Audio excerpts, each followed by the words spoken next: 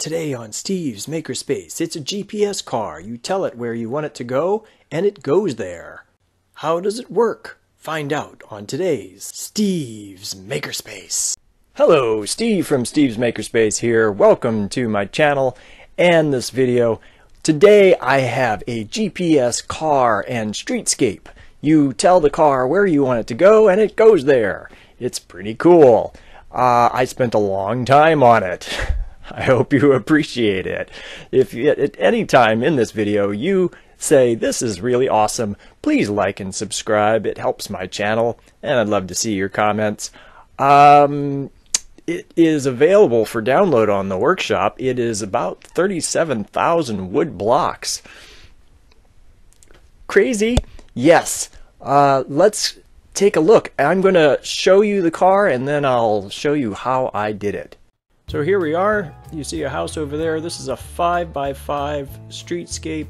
There's the car over there. 5 streets, 5 avenues. You can see a street sign down there. Those are the avenues going that way towards 1st Avenue. Over there, that's towards 1st Street. 5th Street over in that direction, and 5th Avenue over in that direction. I'm going to have this on the workshop, and I'll also have a world download for you. It took me about 1 minute and 20 seconds to spawn this creation in. You will want to weld it to the ground, make a post, and weld the top of the railing to the top of the post. The bottom of the railing needs to be exactly 1 space off the ground for it to work. Then you'll want to remove this block to free the car. Now let's take a look at the car. We've got 2 rows of buttons. The first row is streets, the second row is avenue, so this is 1st Street and 5th Avenue, 1 through 5.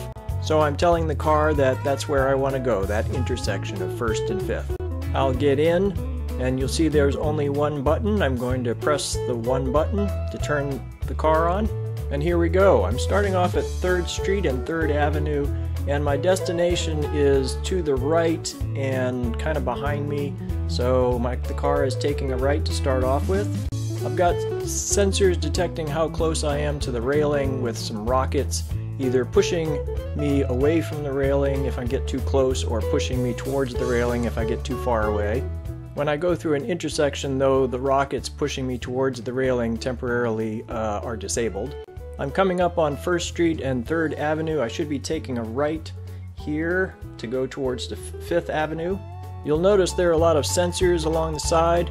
That's what's causing the car to figure out where it needs to go. We're about to pass a waypoint or an address. This is at every corner, and this tells the car what street and avenue we're on and also what direction we're headed. And we're approaching our destination of 1st Street and 5th Avenue, so we should be stopping soon. Notice I am not touching anything. There we are. No buttons pressed since I started. Now to get the car going again, you're going to need to put it on a lift and move it back towards the side of the railing. And this time we'll just set it to go home. Home is located at 2nd Street and 3rd Avenue. I'm going to speed it up. We're starting at 1st and 5th. We're turning at 2nd and 5th. We're speeding through 4th Avenue, and here is 3rd Avenue. So now we're at 2nd Street and 3rd Avenue. Now there's not a lot to see with this house. I didn't build this creation for this house. The house is just a demonstration of what's possible with the GPS car. Let's go take a look at one of those waypoints. If we look, we have the white and yellow row is the street and avenue. The first row is the street, the second row is the avenue. So that is 2nd Street right there. That's what tells the car we're on 2nd Street, and here is 3rd Avenue right there. The markers for the streets and avenues skips a block, so right here we have 1st Street, and then here's 3rd Street, and then here's 4th Street, and then here's 5th Street, and then the avenues are the same below. The blocks above are for the direction we're headed. This is northbound, and here's eastbound, here is southbound, and here is westbound. Now this block over here is a special block that says to the car, pay attention to all of the other blocks. And this arch up here is a reset. It clears the car of any data that it had before. So there's another sensor for the reset function, and after you go around the turn, there's the arch here, which also resets the car. Okay, let's put the car back in the lift, reset it, and now we're going to go to the store. And as we do this, I want you to pay attention to some logic gates in the very back. There's 3 logic gates which will light up. There's the blue logic gate saying that we're going left. There, it just got reset. There's a red logic gate to the right, and there's a purple logic gate in the middle. There it goes. That's lit up. That is the purple logic gate saying that we're going straight. And there it just turned off because we got reset. Here we're going to get some more data. This says go left, so now we're taking a left. The store we're headed for is at 4th Street and 4th Avenue. And that's it there on the left, so we're about to stop. And here we are. We'll take a quick look at the store. Nothing really extraordinary about the store, just a demonstration again that it's possible to program a car to go to the store. And what I really did was just tell the car to go to 4th Street and 4th Avenue. You can program any destination you want in the car. Now in a minute I'm going to go through all the logic and explain exactly how this car works. I know I'm going to lose a few of you, so why don't you give me a like or a subscribe if you've liked what you've seen. Consider checking out some of my other videos. Give me some comments. Let me know what you think of this. And I want to give a shout out to Con Gaming for his inspiration.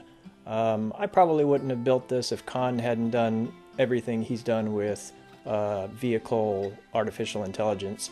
Alright, now let's check out what's under the hood. I made this folding design so it would be easier to connect up the logic gates. So the most important thing in this car is this. This is a comparator. There's a lot of connecting lines in here, so I'm going to show you the comparator by itself. This actually has 10 comparisons rather than 5. I originally wanted to do 10 streets by 10 avenues, but that didn't happen. There was just too much of a drop in frame rate. So here I've got buttons on both sides going to AND gates and to NOR gates. So if the button's on, the AND gate will be lit up, and if the button's off, the NOR gate will be lit up. And you see each row has 3 AND gates in between the NOR gate. If I turn on this gate, you'll see the AND gate over here is lit up. That says that the left side is greater than the right side. This goes from 1 at the top to 10 at the bottom. And if I turn on a button over here, say this is 9, so 9 is greater than, what is that, 5 or 6? So now this side is lit up. And then if I go back to this side, turn that off, and then turn on 9 on this side, you'll see the middle gate gets lit up because they're equal. So that represents the two sides being equal.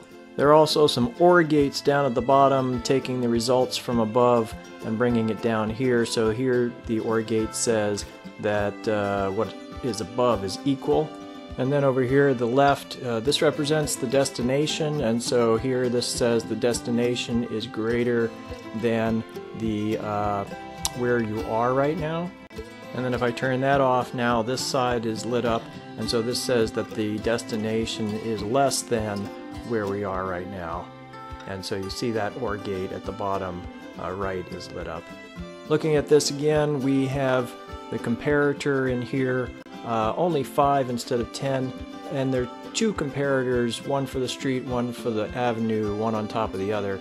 At the bottom here we have some NOR latches, SR NOR latches, with 3-tick pulse extenders in front of them. So this is putting the result of the comparison into memory. This one says the street destination is greater than, this says that it's equal to, and underneath that is the less than, so the street destination is less than where you are now. And of course there's another set of NOR latches right underneath this for the avenues. Just for kicks, I also made a 3-digit comparator. With this you can compare any 2 numbers up to 999. So this will be on the workshop as well. Now returning to the car, I've got some more SR NOR latches here recording the results of the scans for northbound right here on the left, and then eastbound next to that southbound and then westbound towards the right.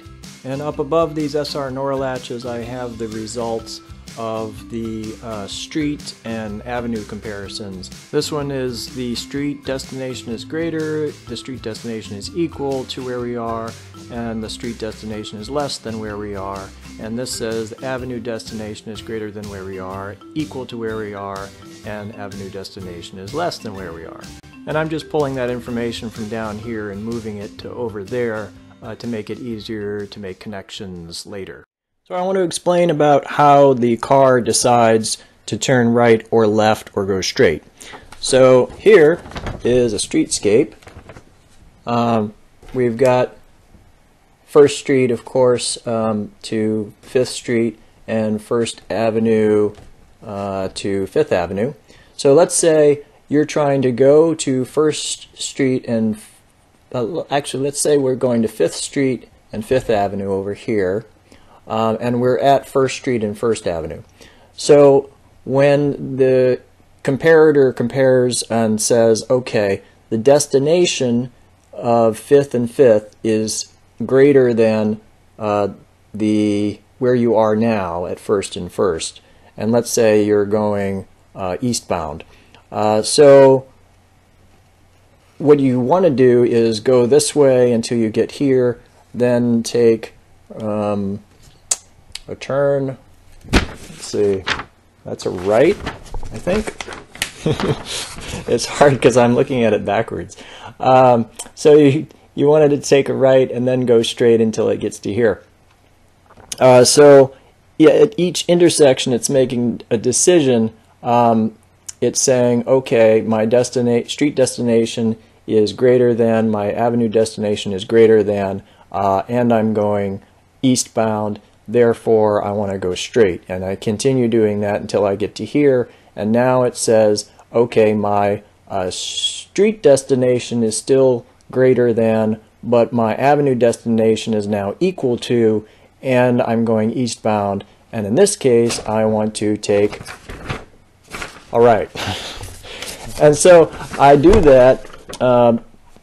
What I've done is I made a table, decision table. So street destination is it less than, equal to, or greater than. Avenue destination is it less than, equal to, or greater than where I am. And which way am I traveling? And in this case, with these 3 variables, do I want to take a right, a left, or go straight? And so I've done that for all the combinations of those variables. I made a big table. I think it's got 32 decisions, left, right, go straight, and also stop at the top for if the street destination and the avenue destination are equal to each other, then it stops. And then I put that table onto the car in AND gates. So I'll show you that. So here's that table in AND gates. There are 32 gates here. Blues say go left, red say go right, purple says go straight. Each of these gates has 3 connections going to it.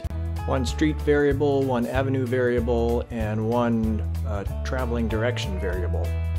Here's what the connections look like. It's kind of a mess, but I'll try to show you that this is the street destination is greater than, the avenue destination is greater than, and we've got northbound is also going into there, yeah, from right here going into this gate. So under those circumstances you want to be taking a right, so that's why I painted that one red. And then each of these red gates will be flowing into this one red OR gate over here. And then all the blue gates will be flowing into this blue OR gate down here. And then the purples go into the purple OR gate here. And the black one up here at the top is for the destination and the avenue are equal to each other. So that's when we stop. And that just comes from these 2 gates. We don't care about which direction we're headed in that case. So if we're going to take a right, that goes into this little NOR latch over here along with a timer. And this just says turn the wheel to the right for a certain amount of time and then stop turning the wheel to the right. There are 2 sets of bearings for the wheels, one to turn to the right, one to turn to the left with controllers hooked up to them. There's also a bit of logic over here that says if we're turning to the left or we're going straight, we don't want the rockets to turn on because we don't want to be pushed against the railing. Up here for the purple NOR latch, this for the going straight, it doesn't turn anything, we just want the rockets to turn off for a little while. And then we have the sequence for turning left, which is more complicated because first we have to go through the street a little ways, then we have to turn left for a while, and then we have to go through the street again for a little ways. So we got 3 timers for that. Now there's one more piece I need to cover.